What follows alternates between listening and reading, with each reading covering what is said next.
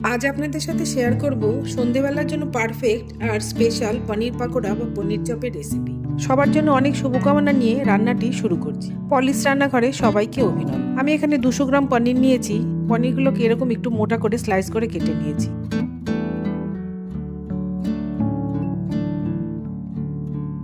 ছুরির সাহায্যে স্লাইসগুলোকে এরকম দুভাগ করে কেটে নিলাম। এইভাবে বাকি সবগুলোকেই আমি কেটে নেব। একটা পেস্ট বানানোর জন্য আমি মিক্সিং জারে কিছুটা ধনেপাতা কুচনো দিয়ে দিলাম। দুটো কাঁচা লঙ্কা মাঝখানে চিড়ে দিয়ে দিলাম। হাফ টিস্পুন লবণ দিচ্ছি। হাফ টিস্পুন থেকে একটু বেশি চিনি দিলাম। আর দিচ্ছি 2 টেবিল স্পুন টক দই।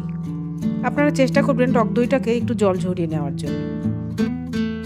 একটা পেস্ট আমি বানিয়ে নিলাম।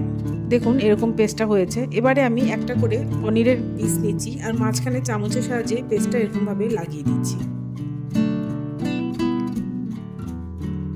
ওপর থেকে আরেক পিস পনির এরকম চেপে আমি একটা সেট বানিয়ে নিলাম। এভাবে বাকি সবগুলো সেট আমি বানিয়ে নেব।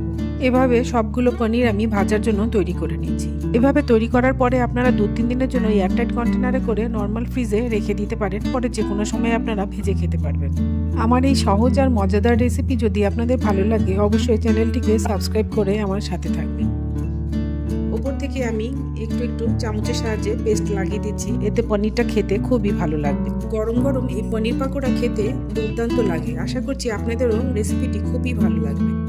পাকোড়াগুলো ভাজার জন্য একটা ব্যাটার বানাতে হবে। এখানে আমি 2 টেবিল স্পুন বেসন দিলাম, 2 টেবিল স্পুন ময়দা দিচ্ছি আর 2 টেবিল স্পুন চালের গুঁড়ো দিচ্ছি।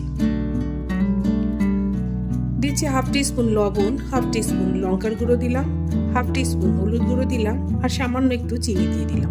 এতে নুন চিনির ব্যালেন্সটা খুব ভালো হবে। অল্প অল্প করে জল দিয়ে আমি একটা স্মুথ ব্যাটার বানাবো। খুব বেশি জল একবারে দেওয়া যাবে না, বুঝে বুঝে অল্প অল্প জল আমি ব্যবহার করছি। দেখুন, কারণ আমাকে একটা গাঢ় ব্যাটার বানাতে হবে।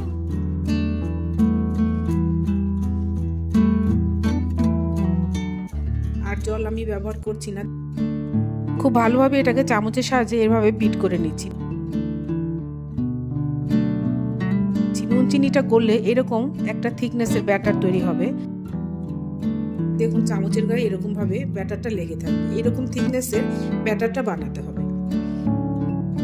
এখন একটা করে পনির নিয়ে আমি এভাবে ব্যাটারে ডুবিয়ে ডুবিয়ে এখন আমি এগুলোকে ডিপ ফ্রাই করব।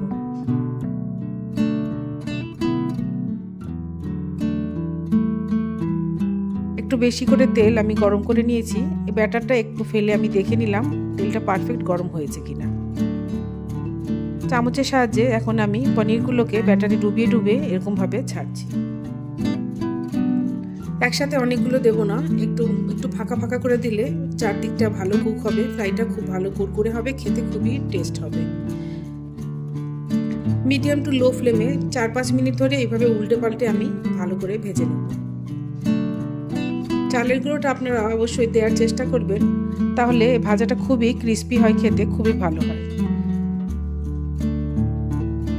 এখন আমার ভাজাগুলো দেখুন হয়ে গেছে, আমি তেল ঝরিয়ে তুলে নিলাম। পাকোড়াগুলো দেখুন কত সুন্দর হয়েছে, খেতেও সেরকমই দুর্দান্ত লাগবে। একটা কেটে আপনাদের দেখাচ্ছি, দেখুন ভেতর থেকেও কত সুন্দর হয়েছে দেখতে।